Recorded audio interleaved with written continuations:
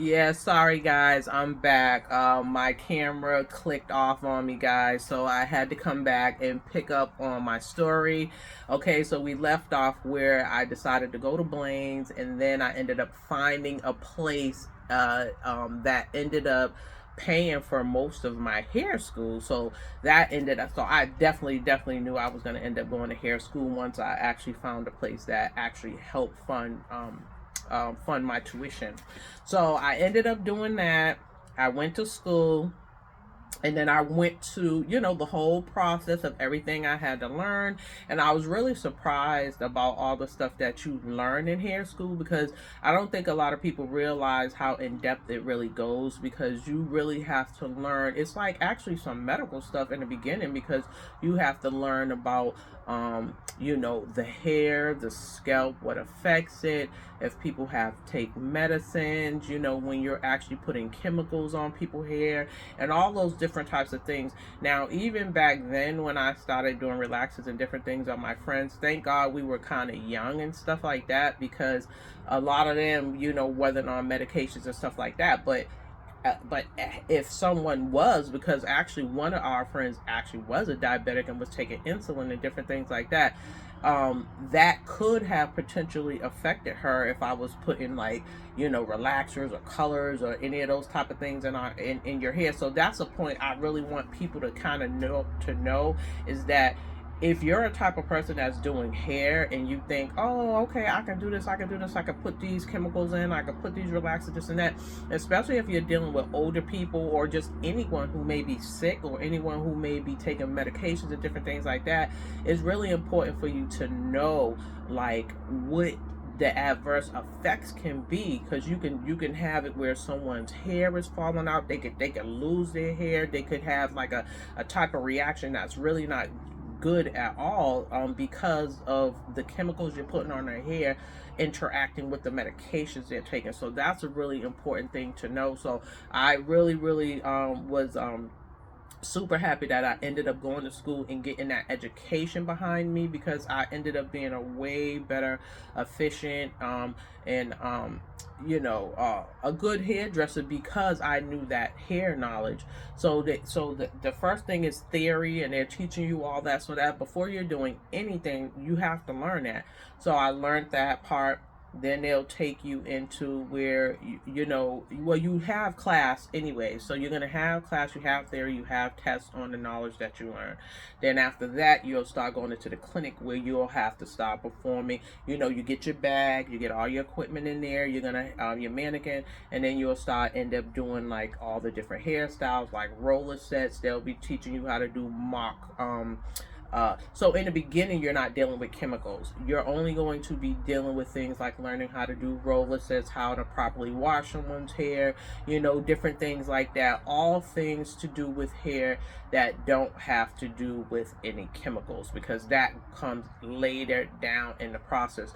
So once you've learned how to style, you're gonna learn how styling, this and that. People are not gonna pay you if you don't know how to do all these things.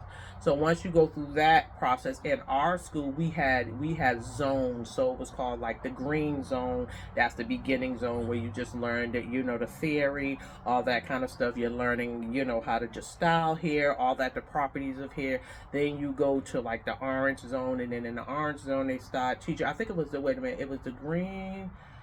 Was it the orange zone? It was the green. I know the red zone was the last zone, but I forgot in the middle. I think it might have been the orange zone. It's been so damn long, guys. I don't remember, but it was three different colors. I know the first one was green, and the last one ended in red. I would just say the orange zone in the middle, right? And so in that zone, we learned about chemicals. So, and before you even was able to apply chemicals, you had to take the theory, the classes, and then they had the teachers demonstrating. So then we got into our mock relaxers, this and that, all those kind of things.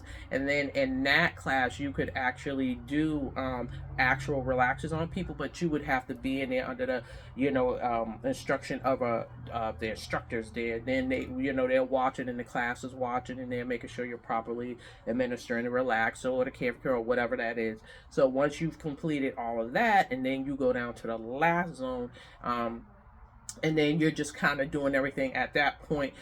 In this school also, they had actual clients that would come, and we had a clinic that was upstairs, so people from the outside could come get haircuts, colors, all of that kind of stuff. They had an instructor in there in case you needed help, but people would be charged half price because students were doing their hair. So if like, so once you got down to the green zone, they would call your number. So as people would come in to get different things, they'll say, okay, they need someone to go do a basic haircut, because we learned cutting and all that kind of stuff too. So they would say, okay, hey, whoever would get called. And then sometimes if you were doing hair well enough, you would get repeat clients that would actually come and request you. And so some people got that got requested and all that kind of stuff. So once you've completed all of that, then you would end up it would be a test. So then you had to prep for the state boards, and then once they in class, you'll get prepped for the state board.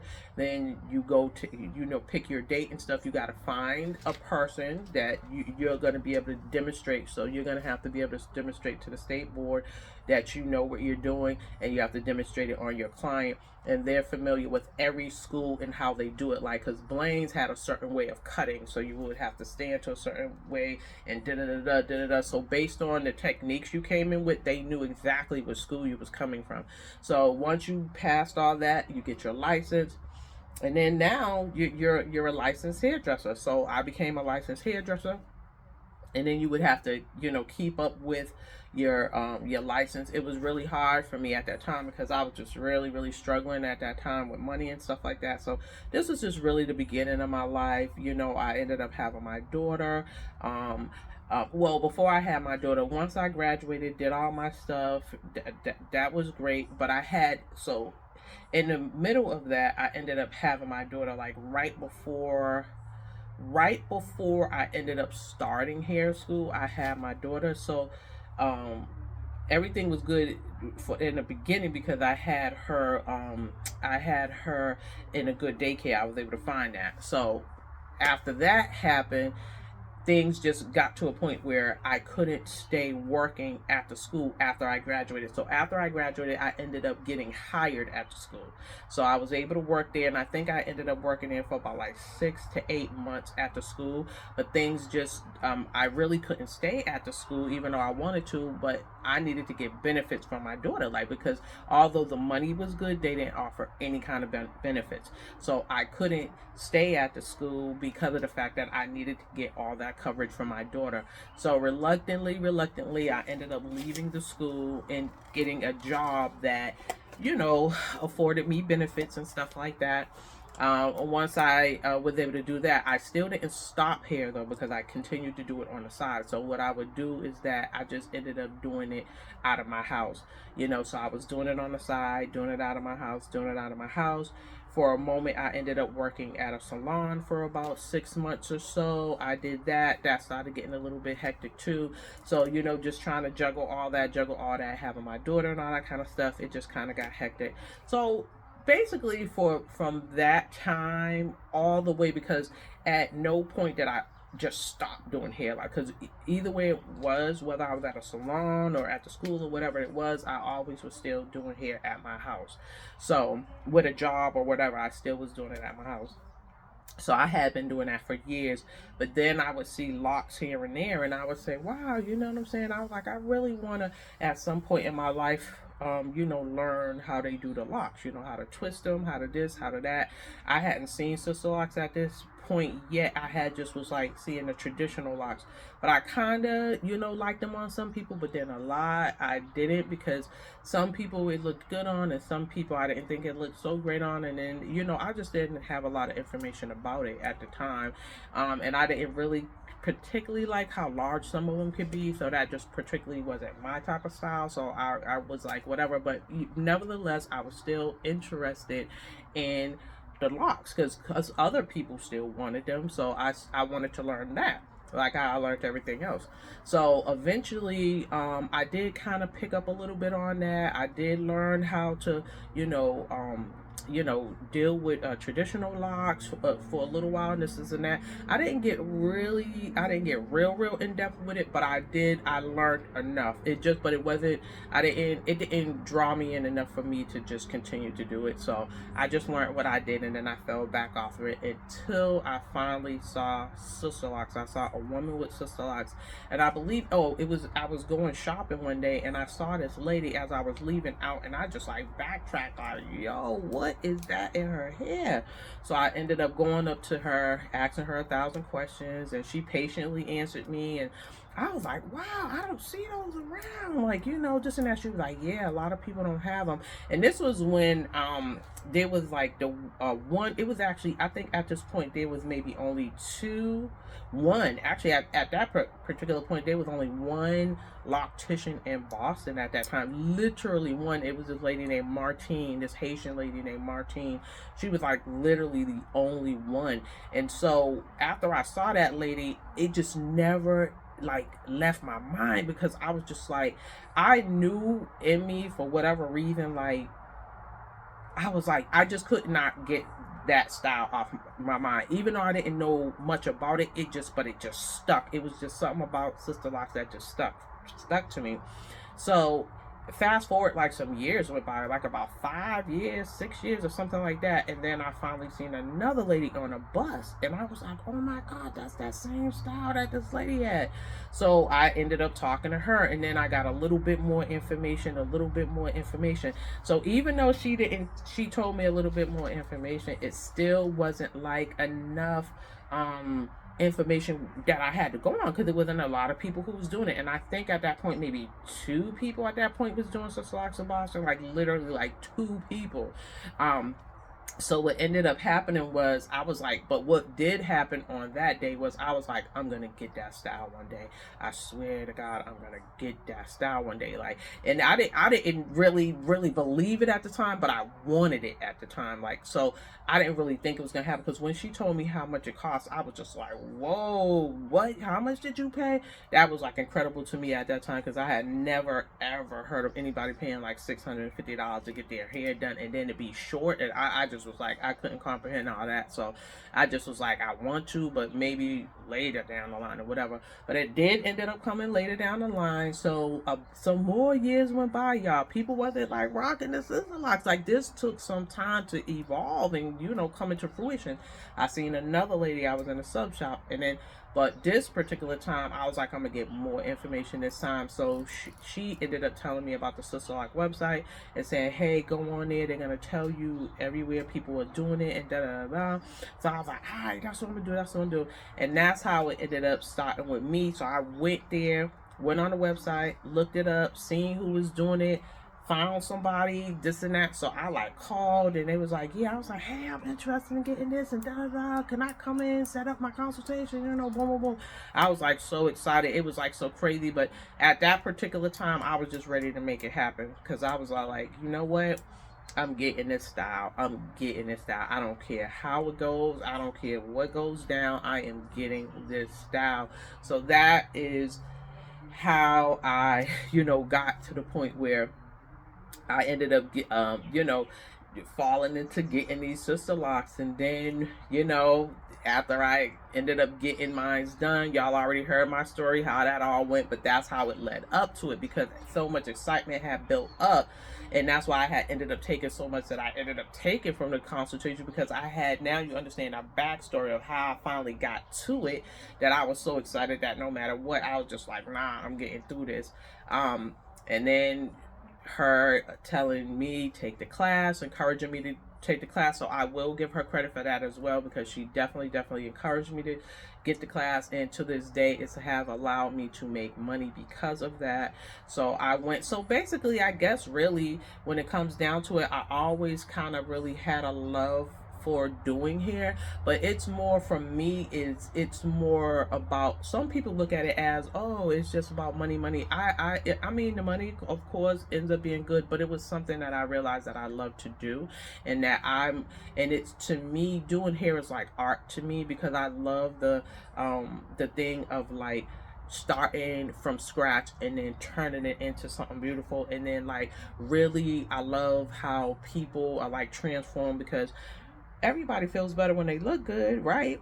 So I would just love when people would come in with their hair wrecked or some way, and then I just really created something beautiful, and they was just smiling and loving it, and people like, so to me that actually was my like payment. I really loved when I could, when people really loved what I did, because I always put my best in when I'm doing someone's hair, and I make sure it's all about them, and I always try to create what they want. So the customer with me is always right.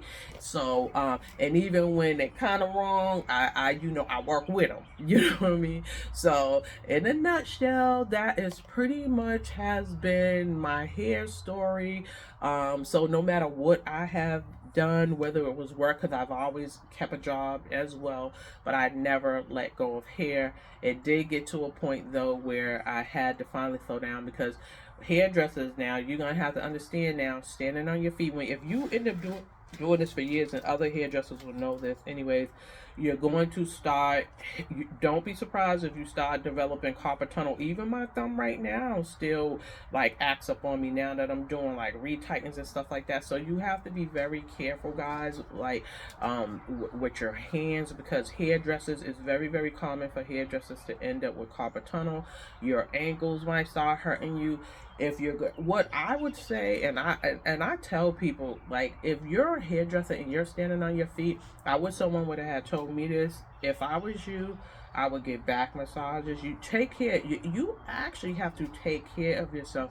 I would, at least if you can afford them, even if it's like once a month or every 2 months or whatever, go get you a massage to massage your body. Get reflexology massages for your feet and for your hands. That is going to be very important. If I was to give a hairdresser or a potential person starting off in here, and you plan on doing this for a long time in your life, you will eventually, with that repetition, that same repetition of what you were doing. When I was doing braids, most of the people, they liked it, cornrows and block braids and all that kind of stuff, but most people liked micro braids. So most of my clients and was micro braid clients. So and that, because even though I made the most money off of doing micro braids, and I had done that for years as well, so that was another thing, putting hair in people hair, learning all those kind of things. When you're doing that for years and years like that, it will take a toll on you. Like, it'll take a toll on your hands, on your back, on your legs, on your feet, if you are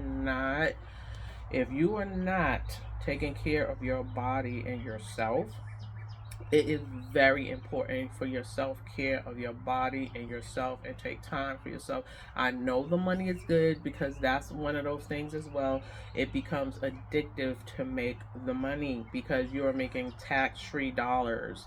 It is very addictive, even though you know you need to quit and let it down. Don't be Michael Jordan and act like you can't let go of that head comb or whatever it is. Don't be like Michael Jordan on it. You let it go. Like, even if you have to eventually, if it gets to a point where your body is like really wrecking havoc because of it, dwindle away. Maybe you can open a shop. Me and my friend wanted to open up a hair store. That didn't happen. I really wish that would have happened, but I would say, in a perfect world, after you have done all of that, I would say open a salon and rent your chairs out to the younger crowds that's doing what you was doing. And if you want to go and be assisting and being like, okay, yeah, because you still got that knowledge, so you'll be able to assist and do all this and do that, and that could work for you. I know now all that kind of stuff, but I wish that I had somebody to tell me that. But I'm telling you now, save yourself some time and trouble. Don't be like, you know what I'm saying? Learn from someone who's already been through it for years. So I could, tell a person like, yo, do this, and do this. And then that way it'll save you, some time. If that's something that you really think you want to be into, and get your salon at the end and this and that. But there's steps to it that you could do. That way you could just sit back, relax, run the shop, let other people work for you at that point, and you can just sit back and relax and don't have to be on your feet. Okay, no more. Okay, so anyways, guys, that is my hair story. That is how I got into hair. um how I ended up being in it for years and years like that. I actually really enjoyed it, even though there was ups and downs in it and all that kind of stuff. I would actually like to say I've never ever been sued. I've had, I think there was like one time, there's been a couple of times with certain little things, but they were minor. There was only one time that I think I had like a issue with one of my clients, but it was actually a friend of mine, like, and she had grew her hair out and was telling me to cut it, and I had told her over and over again about what she was asking for was going to cut her hair short, and she just was not trying to hear what I was saying. Like, she told me, okay, I'm showing her. I said, listen, this is, but anyways, after I finished cutting it to a certain extent, and when I told her to look, she just freaked out and was like, and it was like we actually ended up, arguing all this little stupid stuff. And so anyways, but at the end of the day, it still was a good, beautiful journey. It ended up turning into something that I truly loved, and it can be a great profession if anybody wants to get into it. But just remember, guys, if this is something that you want to do, just make sure just do your research. Make sure go through the right steps that you would take, so that it would be less havoc on you as possible. You can make a lot of money doing hair. You really can make a lot of money. It's always, even up to this day, even though I don't do hair like that, but because of the skills I have, I still make money to this day because of the things that I know and have learned from hair. Everybody's gonna want their hair done, so you're gonna always be able to make money if you get that skills. Okay, so I've talked long enough, guys. I hope if anyone is at the end, God bless you. Thank you. I appreciate it. Please like, share, subscribe. I hope you got some value in this video today, and I am going to sign off. And as always, sharing is caring, and peace and love, guys. Bye.